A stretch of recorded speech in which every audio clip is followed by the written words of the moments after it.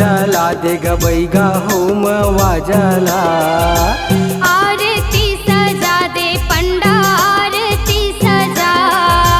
Home वाजला दे गबैगा home वाजला।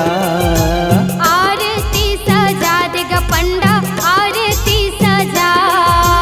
शंख बजा दे लंगुरवा हो। शंख बजा दे लंगुरवा हो। होम वाजला दे गबैगा होम वाजला। आरती सजा दे ग पंडा आरती सजा।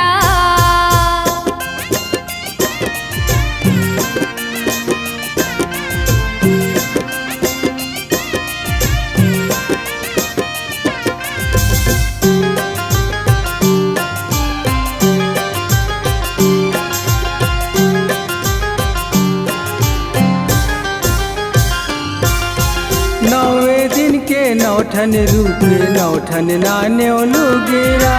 लाली फीता कारी चूड़ी एघिन में घिन कपड़ा।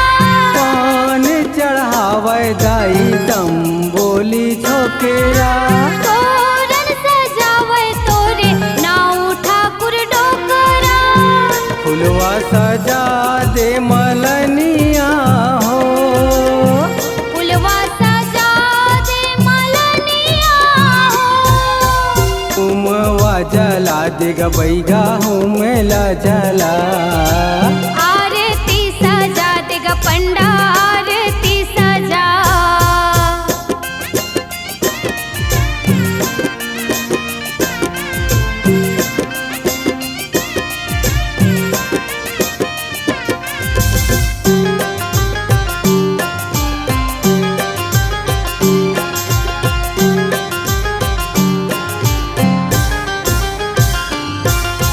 भुवन सजायो दाई नवे ठन कलसा।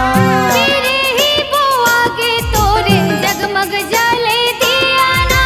खपर मढ़ाए दाई बैगा बाबा अंगना।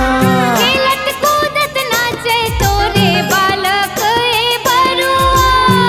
बाना मढ़ा दे लोहरवा हो। बाना मढ़ा दे लोहरवा हो। होम वाजला दे गबैगा होम जला। आरती सजा दे हो पंडा आरती सजा।